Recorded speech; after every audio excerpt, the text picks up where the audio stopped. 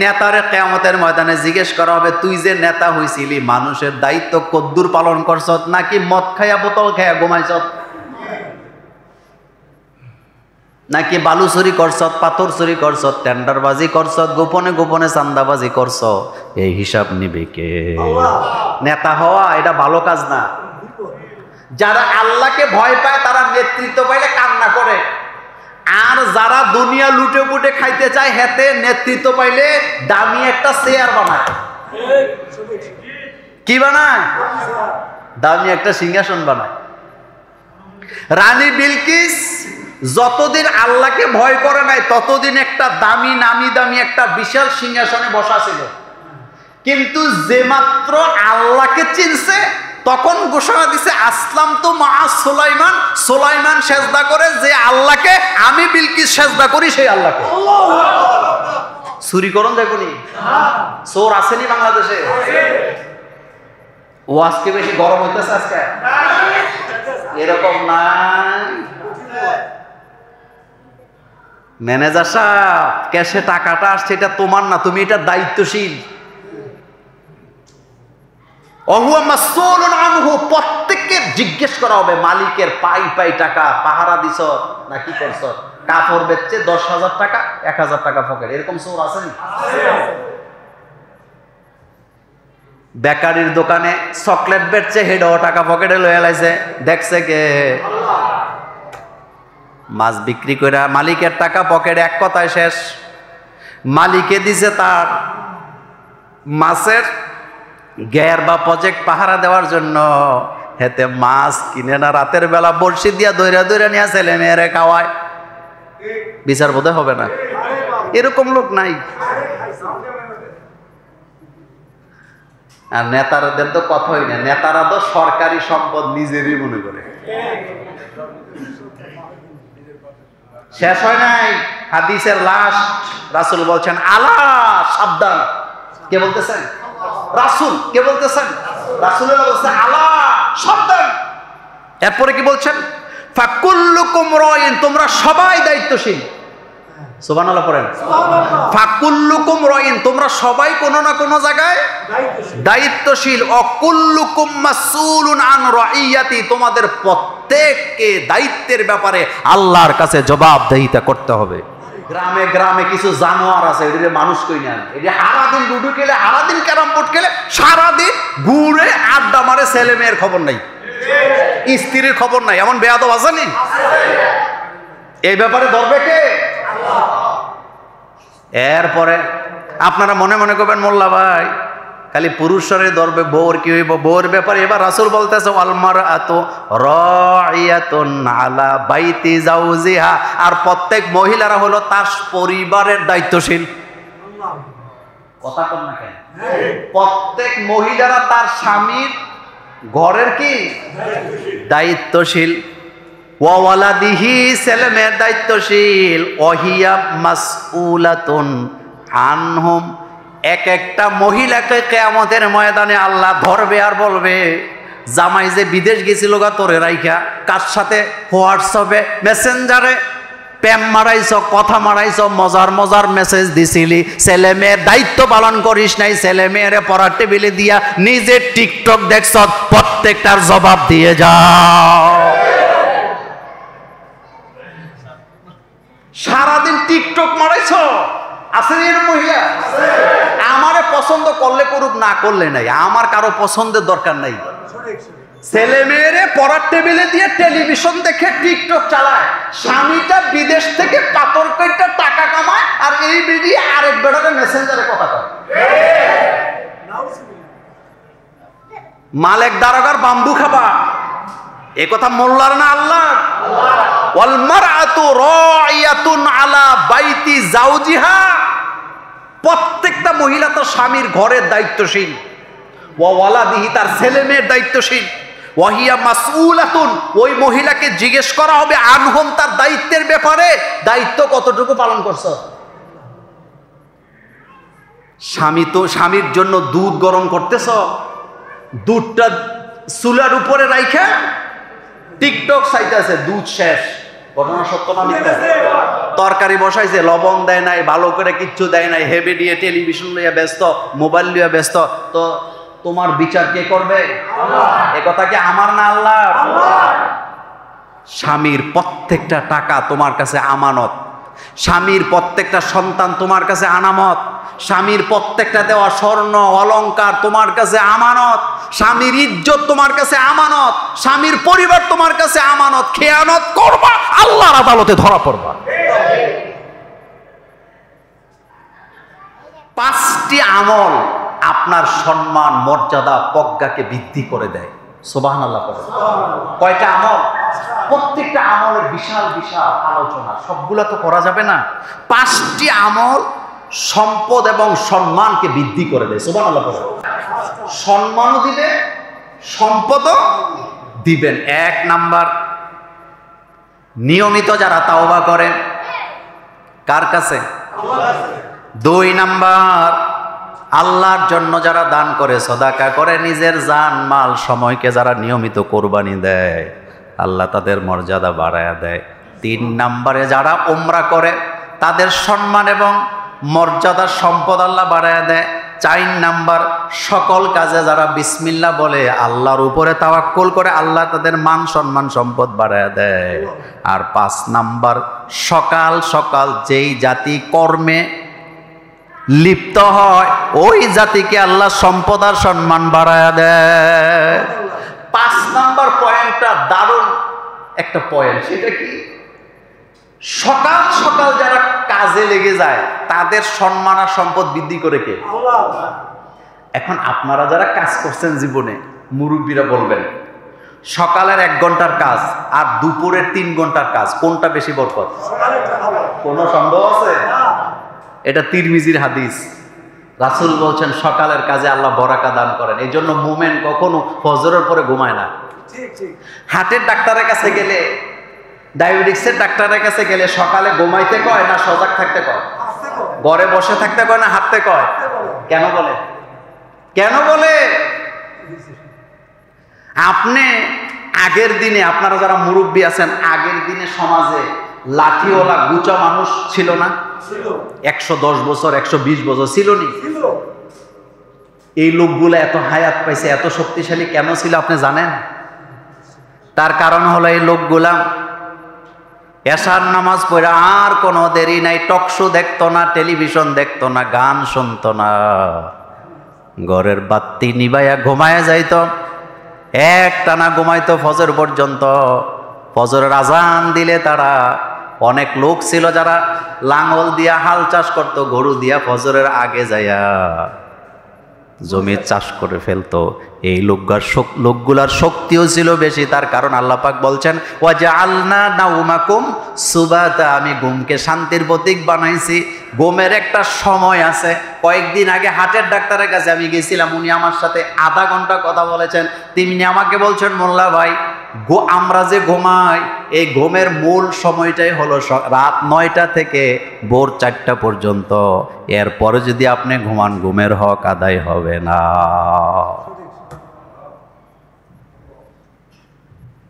আর আমরা এখন আধুনিক ফ্যামিলির লোকেরা 11টা বাজে খায়। কতক্ষণ না খায়? যদি আপনি বলেন আমি তো 8টায় ভাত খাই, কয় তুই গ্যারাম্যা বলে নেই তো, তুই শহরে, তুই 2 দিন পরে ফুটুস, 2 দিন পরে কি ফুটুস। ওয়াজআলনা নাওমাকুম সুবাতা, আল্লাহ পাক বলছেন, আমি তো ঘুমকে শান্তির প্রতীক বানিয়েছি। আল্লাহু আকবার বলেন। রাসূল সাল্লাল্লাহু আলাইহি ওয়াসাল্লাম এশার পরে আর কোনো কথা বলতেন না, কাউকে সময় দিতেন না। রাসূল সাল্লাল্লাহু আলাইহি ওয়াসাল্লাম রাষ্ট্রপ্রধান ছিলেন কিনা? প্রেসিডেন্ট ছিলেন কিনা? নবী ছিলেন কিনা? রাসূল ছিলেন কিনা? ওস্তাদ ছিলেন কিনা? স্বামী ছিলেন কিনা? বাবা ছিলেন কিনা? এশার পরে কারণে সময় দিতেন না। একটি হাদিস আপনি দেখাতে পারবেন না রাসূল সাল্লাল্লাহু আলাইহি ওয়াসাল্লাম অনেক রাত পর্যন্ত জাগছে। রাসূল জাগতেন শেষ রাতে, সকাল সকাল ঘুমায় যেত। যার কারণে আমরা অসুস্থ হচ্ছি। এরপরে আজকে আমি আপনাদের জন্য যে কথাটা বলবো শুনেন। ইসলাম প্রত্যেকটা মানুষকে দায়িত্বশীল মনে করে। দায়িত্ব পালনে তারাই ব্যর্থ হয় যারা দায়িত্বকে, নেতৃত্বকে, ক্ষমতাকে ভোগের সামগ্রী মনে করে। সাইয়্যিদুল কওম খাদেমুহু, আরবিতে একটা কথা আছে, নেতারা হচ্ছে জনগণের খাদেম। বলেন, জোরে বলেন। নেতারা জনগণের কি? খাদেম। আর আমরা জনগণ হইলাম নেতাদের খাদেম। জবাবদেহিতা, ভয় যদি না থাকে, আর একটা হচ্ছে আমানতদারিতা যদি না থাকে, তার কাছে নেতৃত্ব কখনোই নিরাপদ। এখন দেখেন আল্লাহ রাসূল কি বলতেছেন, আল্লাহ পাক কি বলছেন আগে সেটা বলি। দায়িত্ব কর্তব্যের ব্যাপার আল্লাহ পাক বলছেন, ইন্নাল্লাহা ইয়া'মুরুকুম আন তুআদ্দুল আমানাতি ইলা আহলিহা। আল্লাহ পাক বলছেন দায়িত্ব হলো আমানত। বলেন, দায়িত্ব হলো দায়িত্ব আমানত। ইলা আহলিহা ইযা হাকামতুম বাইনান নাস, দায়িত্ব পাওয়ার পরে মানুষের মধ্যে যখন তুমি ফয়সালা করবা, আনতাহকুমু বিল আদলে, অবশ্যই ন্যায় বিচার করবা। ইন্নাল্লাহা নি'ম্মা ইয়াইযুকুম বিহি ইন্নাল্লাহা কানা সামিআম বাসীরা। দায়িত্ব আল্লাহ দেন হাসরের ময়দানে, প্রত্যেক দায়িত্বশীলদের বিচার করবেন কে? ওয়াইযা হাকামতুম বাইনান নাস, যখন তোমরা মানুষের মধ্যে বিচার করবা, ফয়সালা করবা, আনতাহকুমু বিল আদলে, ন্যায় বিচার করবা। বলেন তো শব্দটা কি বলতেছে? আর পাগলেরা কয় ইসলামে নাকি রাজনীতি নাই। আল্লাহ বলতেছে মানুষের মধ্যে ন্যায় বিচার করো। এই কথা বলে হেতে কয় হুজুররা রাজনীতির কথা বলে কেন? তো তোর হুজুররা বলছে নাকি এটা আল্লাহ বলছে? তো তুই আল্লাহরে জিজ্ঞেস কর যে আল্লাহ ন্যায় বিচারের কথা কোরআনে বলার দরকার কি? আমরাই তো ন্যায় বিচার করি, কারণ আল্লাহ পাক ভালোই জানে এই যে মানুষগুলাকে দুনিয়াতে পাঠাইছি, এগোরা স্বজন প্রীতি করবে, দলীয়করণ করবে, বংশীয়করণ করবে, ন্যায় বিচার করতে চাইবে না। এই জন্য ন্যায় বিচারের আদেশ দিতেছেন কে? আল্লাহ। আন আব্দুল্লাহ ইবনে ওমর রাদিয়াল্লাহু তাআলা আনহু কল, মনোযোগ আছে? হযরতে আব্দুল্লাহ ইবনে ওমর রাদিয়াল্লাহু তাআলা আনহু বলেন, ক্বালা রাসূলুল্লাহ সাল্লাল্লাহু আলাইহি ওয়াসাল্লাম, আল্লাহ রাসূল বলেছেন, কুল্লুকুম রাঈন, তোমরা সবাই দায়িত্বশীল। মনোযোগ নাই আপনাদের? তোমরা সবাই কি দায়িত্বশীল? সবাই দায়িত্বশীল। সেটা কি শোনেন, আল্লাহর নবী বলছেন, অকুল্লুকুম মাসউলুন আন রাইয়াতিহি, কিয়ামতের ময়দানে তোমাদের সকলকে আল্লাহ পাক দায়িত্বের ব্যাপারে জিজ্ঞেস করবে, দায়িত্বটা কিভাবে পালন করছো। কে জিজ্ঞেস করবে? সবাই বলেন, কে জিজ্ঞেস করবে? কুল্লুকুম মাসউলুন আন রাইয়াতিহি, তোমাদের সকলকে দায়িত্বের ব্যাপারে জিজ্ঞেস করা হবে। ফাল ইমামু আল্লাযী আলান নাসি রাঈন, ইমাম বাংলা অর্থ হলো নেতা। জোরে বলেন, ইমামের বাংলা অর্থ কি? মনোযোগ আছে? মনোযোগ দেন। ফাল ইমামু, যারা ইমাম, যারা নেতা, আল্লাযী আলান নাসি রাঈন, তারা মানুষের উপরে দায়িত্বশীল। নেতারা কাদের উপরে দায়িত্বশীল? এ কথা বলতেছেন মুহাম্মদ সাল্লাল্লাহু আলাইহি ওয়াসাল্লাম নাকি আমি বলতেছি? আলান নাসি রাঈন, নেতারা হলো মানুষের উপরে দায়িত্বশীল। ওয়া হুয়া মাসউলুন আন রাইয়াতিহি, নেতারে কিয়ামতের ময়দানে জিজ্ঞেস করা হবে, তুই যে নেতা হইছিলি মানুষের দায়িত্ব কদ্দুর পালন করছত, নাকি মদ খায়া বোতল খায়া ঘুমাইছত, নাকি বালু চুরি করছত, পাথর চুরি করছত, টেন্ডারবাজি করছত, গোপনে গোপনে চান্দাবাজি করছ, এই হিসাব নিবে কে? নেতা হওয়া এটা ভালো কাজ না। যারা আল্লাহকে ভয় পায় তারা নেতৃত্ব পাইলে কান্না করে, আর যারা দুনিয়া লুটে পুটে খাইতে চায় হেতে নেতৃত্ব পাইলে দামি একটা চেয়ার বানায়। কি বানায়? দামি একটা সিংহাসন বানায়। রানী বিলকিস যতদিন আল্লাহকে ভয় করে নাই ততদিন একটা দামি নামি দামি একটা বিশাল সিংহাসনে বসা ছিল, কিন্তু যে মাত্র আল্লাহকে চিনছে তখন ঘোষণা দিছে আসলাম তো মা সুলাইমান। সুলাইমান সেজদা করে যে আল্লাহকে, আমি বিলকিস সেজদা করি সেই আল্লাহকে।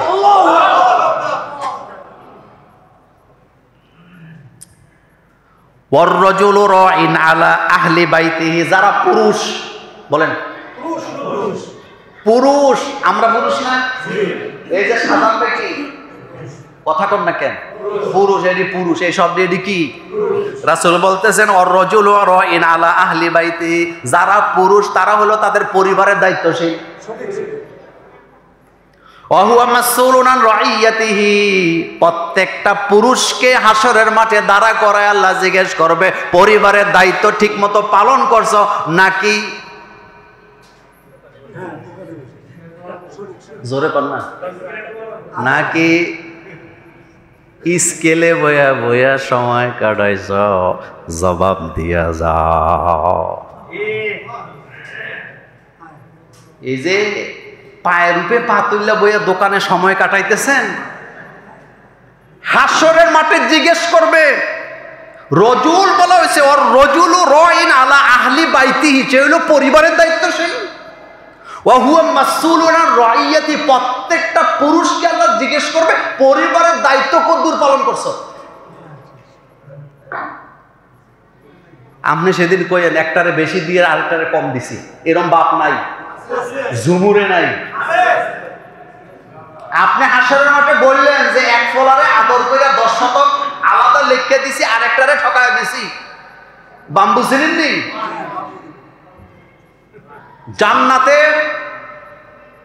জান্নাতের গেইটে যেই দারোগা দাঁড়ায় থাকবে তার নাম কি নাম? মালেক দারোগা। হ্যাঁ, এর হাতে কি? বাম্বু। বাম্বু কি লাগে কোন? বাম্বু দিয়ে কি আদর করে নাকি? তবে স্কেলে বয়ে বয়ে হারা দিন আড্ডা মারছ, তার ফুরি খাইছ, এখন ফুরি খা। আপনারা রাগ করতেছেন? মানে আমি স্কেল দিয়ে বুঝাই আর কি, আপনারা স্কেলে যান মানে এ কথা বলি নেই।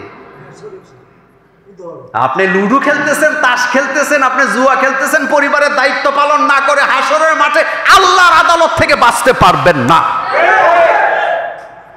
গ্রামে গ্রামে কিছু জানোয়ার আছে, এদের মানুষ কই না, এটি সারাদিন লুডো খেলে, সারাদিন ক্যারাম বোর্ড খেলে, সারাদিন ঘুরে আড্ডা মারে, ছেলে মেয়ের খবর নাই, স্ত্রীর খবর নাই। এমন বেয়াদব আসেনি? এই ব্যাপারে ধরবে কে? এরপরে আপনারা মনে মনে করবেন মোল্লা ভাই খালি পুরুষরে ধরবে, বউর কি হইব? বউর ব্যাপারে এবার রাসূল বলতেছে আল মারআতু রাইয়াতুন আলা বাইতি জাওজিহা, আর প্রত্যেক মহিলারা হলো তার পরিবারের দায়িত্বশীল। কথা কর না কেন? প্রত্যেক মহিলারা তার স্বামীর ঘরের কি দায়িত্বশীল। ওয়া ওয়ালাদিহি, ছেলে মেয়ের দায়িত্বশীল। ওয়াহিয়া মাসউলাতুন আনহুম, এক একটা মহিলাকে কিয়ামতের ময়দানে আল্লাহ ধরবে আর বলবে জামাই যে বিদেশ গেছিল গা তোরে রাইখা, কার সাথে হোয়াটসঅ্যাপে মেসেঞ্জারে প্যাম মারাইছ, কথা মারাইছ, মজার মজার মেসেজ দিছিলি, ছেলে মেয়ের দায়িত্ব পালন করিস নাই, ছেলে মেয়েরে পড়ার টেবিলে দিয়া নিজে টিকটক দেখছ, প্রত্যেকটার জবাব দিয়ে যাও। সারাদিন টিকটক মারাইছ, আছে এর মহিলা? আমারে পছন্দ করলে করুক, না করলে নাই, আমার কারো পছন্দের দরকার নাই। ছেলে মেয়েরে পড়ার টেবিলে দিয়ে টেলিভিশন দেখে টিকটক চালায়, স্বামীটা বিদেশ থেকে পাথর কইটা টাকা কামায়, আর এই বেরিয়ে আরেক বেড়াতে মেসেঞ্জারে কথা কয়।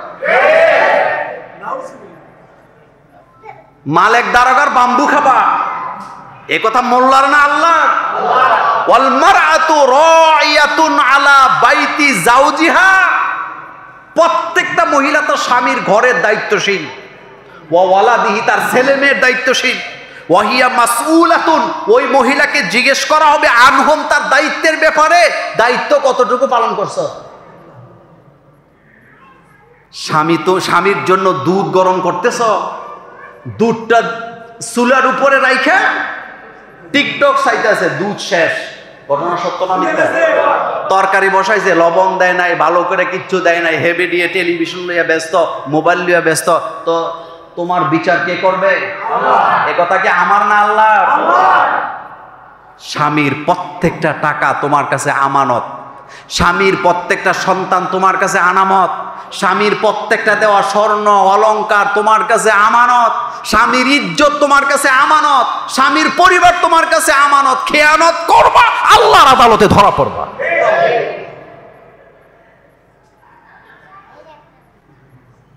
ওয়া আব্দুর রাজুল রাইন আলা মালি সাইয়্যিদি, যারা অধীনস্থ কর্মচারী, কেউ বাদ দিছেনি আল্লাহ? যারা অধীনস্থ কর্মচারী, চাকরি করেন না আপনারা অনেকে, আপনি কর্মচারী, মনোযোগ দেন। আল্লাহ রাসূল বলছে ওয়া আব্দুর রাজুলি রাইন, প্রত্যেক কর্মচারী হলো তার মালিকের, আলা মালি সাইয়্যিদি, তার মালিকের মালের দায়িত্বশীল। ওয়া হুয়া মাসউলুন আনহু, এই কর্মচারীদেরকে কিয়ামতে জিজ্ঞেস করা হবে, মালিক যে তোর হাতে ফ্যাক্টরিটা দিয়ে রাখছিল, কদ্দুর আমানতের দায়িত্ব পালন করছিলি, জবাব দিয়ে যা। মালিকের লাভ হয় না বলে মালিক সাইনবোর্ড টাঙ্গাইছে, ফ্যাক্টরি চালামো না, বন্ধ করে দেবো। মাঝখান থেকে ম্যানেজার যায়, আমি এটা কিনলাম, এমন চোরা ম্যানেজারও বাংলাদেশে আছে না? না,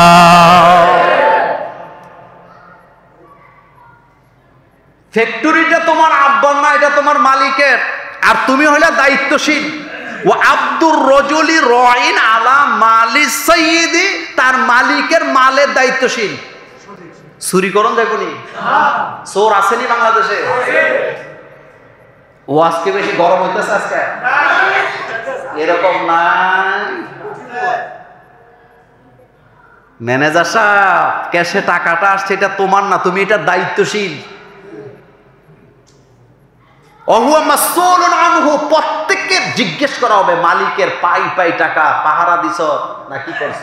কাপড় বেচছে 10,000 টাকা, 1,000 টাকা পকেট, এরকম চোর আছেন?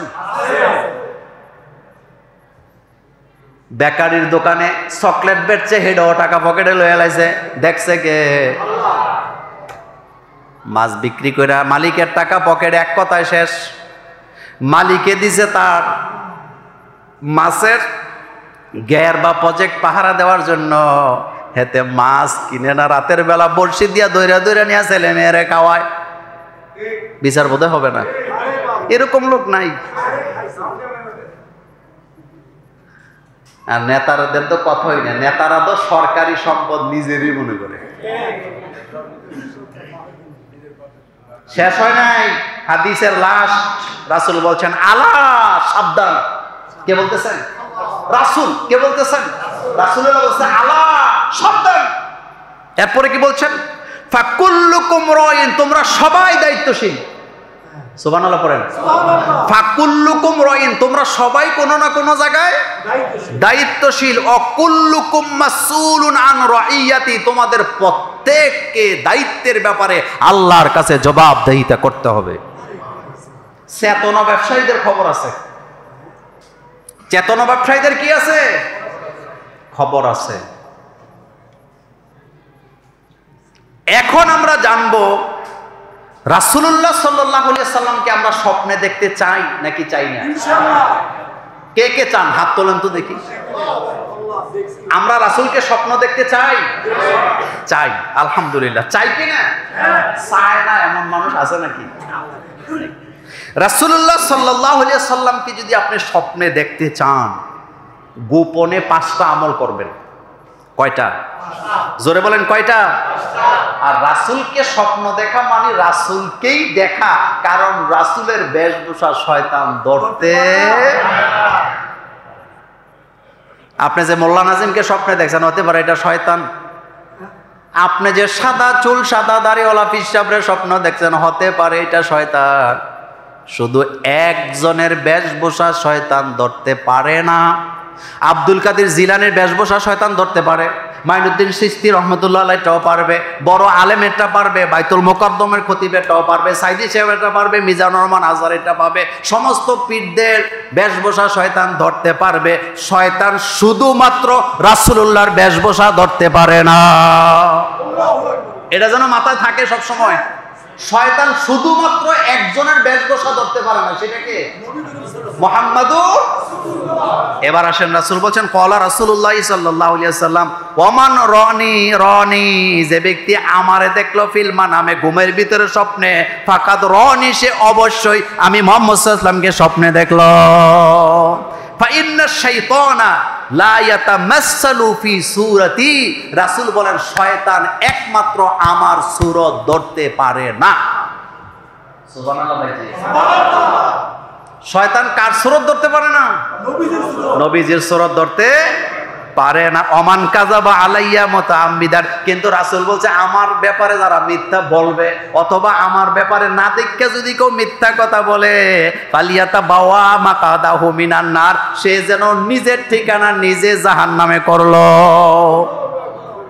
বিড়ি খায়, নামাজ পড়ে না, সুযোগ পেলে গাঞ্জাও টানে, হেতে বলে নবীরে দেখছে। কথা সত্য হবে না মিথ্যা হবে? 100% মিথ্যা। রাসূল বললেন আমাকে যে স্বপ্ন দেখলো সে আমাকেই দেখলো, কারণ আমার বেশ কে ধরতে পারে না। এরপরে রাসূল বলছেন যে ওমান কাযাবা আলাইয়া, যে ব্যক্তি আমার উপরে মিথ্যা আরোপ করে। এখানে ব্যাখ্যা অনেকগুলো আসছে। কেউ বলছে রাসূলের নামে মিথ্যা কথা ছড়ায়, অথবা কেউ বলছে রাসূলকে না দেখে মিথ্যা কথা বলে, এরকমের বাটপার আসেনি। রাসূল বলছে ফালিয়াতাবাওয়া মাকাদাহু মিনান নার, সে নিজের জায়গা নিজে কোথায় করলো? এখন বলেন রাসূলুল্লাহকে সাল্লাল্লাহু আলাইহি ওয়াসাল্লামকে স্বপ্নে দেখতে হলে কয়টা আমল? 1 নাম্বার, সব সময় ওযু এবং পবিত্র হয়ে ঘুমাবেন। 2 নম্বরে বেশি বেশি করে দুরূদ পড়বেন, দুরূদ বন্ধ করবেন না। 3 নাম্বার, সুন্নতের গুরুত্ব দেওয়া লাগবে।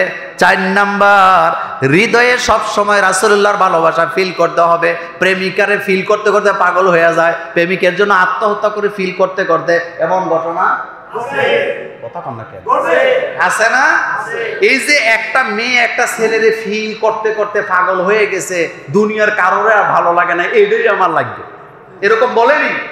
রাসূলুল্লাহকে এভাবে হৃদয় থেকে ফিল করতে হবে। রাসূলুল্লাহকে নিজের প্রেমিকার চাইতে, প্রেমিকের চাইতে, নিজের স্ত্রীর চাইতে, স্বামীর চাইতে, ছেলে মেয়ের চাইতে, সন্তানের চাইতে, দুনিয়ার মানুষের চাইতে রাসূলুল্লাহকে সবচেয়ে বেশি ফিল করতে হবে, তাইলে তুমি রাসূলুল্লাহকে স্বপ্নে দেখো। এতে প্রেমিকারের মেসেজ দেয়, জান তুমি কই? কথা কর না কেন? এই যে জান বলতেছে, এটা কি ফিল করার কারণে বলতেছে? এই যে আপনি মাইয়ারে আরেক জায়গায় বিয়ে দিতে পারেন না, ছেলেরে আরেক জায়গায় বিয়ে করাইতে পারেন না, হেতে যেটার লোকে সম্পর্ক করছে হেডেই লাগবো, এটা কি ফিল করার কারণেই তো? কিন্তু আপনি যদি রাসূলুল্লাহর মহব্বতী হয়ে থাকেন, মহব্বতের মানুষ হয়ে থাকেন, আপনি কবরকে পূজা করবেন না, পিশাবকে সেজদা দিবেন না, আপনি 24 ঘন্টা রাসূলুল্লাহকে হৃদয় থেকে ফিল করবেন। এই জায়গায় রাসূলুল্লাহকে ফিল করবেন। এই জায়গায় মুআজ এবং মুআওয়িজ 2 ভাই যুদ্ধের ময়দানে গেছে। ছোট্ট বাচ্চা জিজ্ঞেস করছে যে আবু জহিল্লার একটু দেখাই দিলেন তো। জিজ্ঞেসে আবু জহিল্লারে কেন দেখাই দিতাম? কয় আমরা শুনেছি মক্কার সবচেয়ে বড় শত্রু রাসূল সাল্লাল্লাহু আলাইহি ওয়াসাল্লামের আবু জহিল্লা। তা আমাদের মানুষ আমরা ছোট, কিন্তু টার্গেট আমাদের বড়, তারে দেখাই দিয়েন, তারে যাতে চিনি। তখন সাহাবা বলতেছে আবু জহিলকে চিনতে চাও? কয় হ্যাঁ। আবু জহিলকে চিনতে চাইলে তাকে চিনবা, তার ঘোড়াটা অনেক উঁচা, সে নিজে অনেক লম্বা, তার দাড়ি অনেক লম্বা, তার জুব্বা অনেক লম্বা, তার ফাগরি অনেক বড়। আপনি কইবেন মোল্লা ভাই এটা তো আমাদের দেশের বড় বড় হুজুরগো পোশাক এনে হয়ে গেল। এটাই আবু জহিলের পোশাক আছে। আবু জহিলের দাড়ি কি? কথা জোরে বলেন। পাগড়ি ছোট না বড়? এরপরে গায়ে কি শার্ট প্যান্ট কি? এটা দেখলে চিনবা। আর আমরা দেশে পাঞ্জাবি গা দিলেই হুজুর। সেদিন দেখছেন না, হেতে ওই যে লাউয়ের ভিতরে ইয়াবা ঢুকেছে, লাউয়ের ভিতরে ইয়াবা ঢুকেছে, পুলিশে ধরছে, হেতে কয় এটা আমার মার জন্য কিনছি স্যার। লাউ কাটটা ইয়াবা পাইছে, হাতে পাঞ্জাবি ভরে রয়েছে, পাঞ্জাবি খুলে দে ভিতরে গেঞ্জি। এই পোশাক দেখে ধোকা খাইয়েন না, অনুরোধ করি। পোশাক দেখে কি খাবেন না। তো রাসূলুল্লাহকে স্বপ্নে দেখতে হলে রাসূলুল্লাহকে ফিল করতে হবে। আর 5 নাম্বার হচ্ছে সব সময় সাহায্য চাইতে হবে কার কাছে? তাহলে রাসূলুল্লাহকে স্বপ্নে দেখার জন্য কয়টা আমল বললাম? ওযু এবং পবিত্রতার সাথে ঘুমান। 2 নম্বরে হলো বেশি বেশি করে দুরূদ পড়া। 3 নম্বরে সুন্নতের গুরুত্ব দেওয়া। মান আহিয়া সুন্নতি ফাকাদ আহাব্বানি ওয়া মান আহাব্বানি কানা মাই ফিল জান্নাহ। যারা সুন্নতকে জীবিত করবে তারা আমি নবীর সাথে জান্নাতে থাকবে। এখন জানবো, এটা তো গেল রাসূলুল্লাহ সাল্লাল্লাহু আলাইহি ওয়াসাল্লামকে স্বপ্ন দেখার আমল। এখন আমার প্রশ্ন, জান্নাতে যেতে চাই? ইনশাআল্লাহ। রাসূলুল্লাহ সাল্লাল্লাহু আলাইহি ওয়াসাল্লামের সাথে জান্নাতে থাকতে চাই কারা কারা? ইনশাআল্লাহ। কত আলিশা, এত দেরিতে হাত তুললে হবে নাকি? বলেন, রাসূলুল্লাহর সাথে জান্নাতে থাকতে চান? ইনশাআল্লাহ। 14টা আমল। কয়টা? মনোযোগ দেন, মনোযোগ দেন। আল্লাহর নবী বলেছেন, ক্বালা রাসূলুল্লাহ সাল্লাল্লাহু আলাইহি ওয়াসাল্লাম মান আহিয়া সুন্নতি ফাকাদ আহাব্বানি ওয়া মান আহাব্বানি কানা মাই ফিল জান্নাহ। যারা আমি নবীর একটা সুন্নতকে জীবিত করলো সে যেন আমি নবীকে ভালোবাসলো, আর যারা আমি নবীকে ভালোবাসবে মাই ফিল জান্নাহ, তারা আমার সাথে জান্নাতে থাকবে। আমার আদর্শ রবি ঠাকুর না রাসূলুল্লাহ? আমার আদর্শ লেনিন কালমার্ক্স না রাসূলুল্লাহ? কোন নেতা আমার আদর্শ হতে পারে না বেটা। আমার আদর্শ হবে মুহাম্মদ সাল্লাল্লাহু আলাইহি ওয়াসাল্লাম। আমি ডানপন্থী, আমি বামপন্থী নই। পৃথিবীর সমস্ত নবীরা ডানপন্থী ছিল। কোন পন্থী? সূরা ওয়াকিয়া পড়বেন বাড়িতে যেয়ে। আজকে বামপন্থী ডানপন্থী নিয়ে আলোচনা করব না, আমি কথা সংক্ষেপ করতেছি। তাইলে রাসূলুল্লাহ সাল্লাল্লাহু আলাইহি ওয়াসাল্লামের সাথে জান্নাতে থাকতে চাইলে 14টা আমল। বলেন কয়টা? 1 নাম্বার, আল্লাহ ও তার রাসূলের প্রতি ভালোবাসা লাগবে, অগাধ নিখুঁত ভালোবাসা লাগবে। 2 নাম্বার 5 ওয়াক্ত নামাজ লাগবে। 3 নাম্বার সুন্নত মানাই লাগবে। 4 নাম্বারে সালামের প্রচলন বাড়াইতে হবে, পরিচিত অপরিচিতকে সালাম দিতে হবে। আর 5 নাম্বারে এতিমের সহযোগিতা করা লাগবে, এতিমের দায়িত্ব নেওয়া লাগবে। কার দায়িত্ব? কথা কন না কেন? এতিমের দায়িত্ব নেওয়া লাগবে।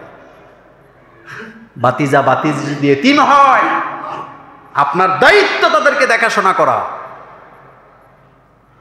একটা এতিমখানা দেওয়ার নাম এতিমের দায়িত্ব নয়। এতিমখানা দিয়া এতিমকে দেখাশোনা করবেন। আমাদের দেশে এতিমখানা নিয়ে আমি বললাম না, যাক ওইদিকে গেলাম না। এতিমের দেখাশোনা করা লাগবে রাসূলের সাথে জান্নাতে থাকতে হইলে। বলেন, রাসূল সাল্লাল্লাহু আলাইহি ওয়াসাল্লাম এতিমদের সর্দার ছিল কিনা? 6 নাম্বার, মুখ গোপন অঙ্গের হেফাজত করা লাগবে। মুখ চলতেই থাকে, অটো, এটা কি অটো চলে, গোপন অঙ্গের হেফাজত করা লাগবে। 7 নাম্বার, গোপনে গোপনে সৎকা করা লাগবে, দান সৎকা করা লাগবে। 8 নাম্বার, মাতা পিতার সাথে বেয়াদবি করা যাবে না, সেবা করা লাগবে। 9 নাম্বার, কন্যা সন্তানের লালন পালন করা লাগবে। 10 নাম্বার, বোনদের দায়িত্ব পালন করা লাগবে। সহিহ মুসলিমের হাদিস। কাদের দায়িত্ব বললাম? আমি যদি এখন বিবাহিতদেরকে দাঁড়া করায় জিজ্ঞেস করি বোনের দায়িত্ব কদ্দূর মানেন, আপনি হাসি দিয়ে কবেন মোল্লা ভাই বোন লেগে পারি না।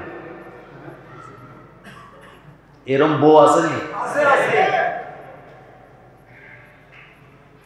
বোনদের দায়িত্ব পালন করবে যারা রাসূলুল্লাহ সাল্লাল্লাহু আলাইহি ওয়াসাল্লামের সাথে জান্নাতে থাকবে তারা। 11 নাম্বার, উত্তম চরিত্রের অধিকারী হবে যারা রাসূলুল্লাহ সাল্লাল্লাহু আলাইহি ওয়াসাল্লামের সাথে জান্নাতে থাকবে তারা। 12 নাম্বারে বেশি বেশি করে দুরূদ পড়ে যারা রাসূলুল্লাহ সাল্লাল্লাহু আলাইহি ওয়াসাল্লামের সাথে জান্নাতে থাকবে তারা। 13 নাম্বার, তাকওয়া আল্লাহর ভয় অর্জন করে যারা জান্নাতে রাসূলুল্লাহর সাথে থাকবে তারা। আর 14 নাম্বার, ন্যায় প্রতিষ্ঠার আন্দোলন করে যারা রাসূলুল্লাহর সাথে জান্নাতে থাকবে তারা। ন্যায় প্রতিষ্ঠা, কথা বলো তো, ন্যায় প্রতিষ্ঠা বাড়িতে যে অঙ্ক মিলাইবেন, ন্যায় প্রতিষ্ঠার আন্দোলনে আপনি আসেননি, আপনি দল কানা। আপনি কি কানা? আপনি দল কানা, জিরো পাবেন, জিরো। আমি আমার আল্লাহর জাতের কসম করে বলি, আল্লাহকে সাক্ষী রেখে আপনাদেরকে সাক্ষী রেখে বলি, আমার হৃদয়ে আমি যেই দলকে সাপোর্ট করি, আল্লাহর জাতের কসম, সেই দলও যদি শরীয়তের ব্যাপারে, রাসূলুল্লাহর সুন্নাহর ব্যাপারে ভুল করে, আমি মোল্লা নাজিম তাদেরকে ছেড়ে কথা বলি না। তার হাজারো প্রমাণ অতীতে আছে।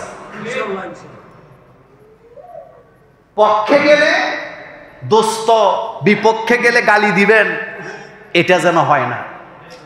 আপনি দল করেন, আদর্শ করেন, দল যদি অন্যায় করে আপনাকে বলতে হবে, কিন্তু বললে দেখবেন পদ নাই, বললে কি নাই। তা আমরা কি পদের জন্য আসছি না আল্লাহকে পাইতে চাই? হযরত ওমর রাদিয়াল্লাহু তাআলা আনহু, কাপড়, মদিনার মুসল্লিরা সাক্ষী থাকো, তোমরা পাইছো যদ্দুর কাপড়, আমার বাপও পাইছে তদ্দুর কাপড়, কিন্তু আমিও তো একটা কাপড় পাইছি। আমি আমার আব্বাকে পরামর্শ দিছি, আব্বা তোমার এই জামা দিয়া তোমারও জামা হবে না, আমার কাপড় দিয়ে আমারও জামা হবে না, আমার কাপড় তোমার কাপড়টা মিলে তুমি যে হুতু খুতবা দাও, রাষ্ট্র চালাও, তোমার জামাটা বানায় নাও, আমারটা আমার বাপেরটা মিলে আমার বাপের জামাটা একটু লম্বা হইছে।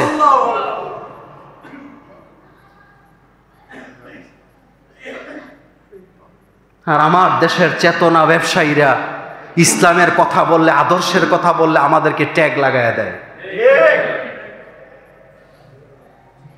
আব্দুল্লাহ জাহাঙ্গীর রাহিমাহুল্লাহ মরহুম স্যার বলে গেছেন, বাংলাদেশের একজন আলেম বিদেশে বাড়ি বানাইলো না, একজন আলেম দেশ থেকে বিদেশে একটা টাকা পাচার করলো না, এরপরও সব দোষ আলেমদের।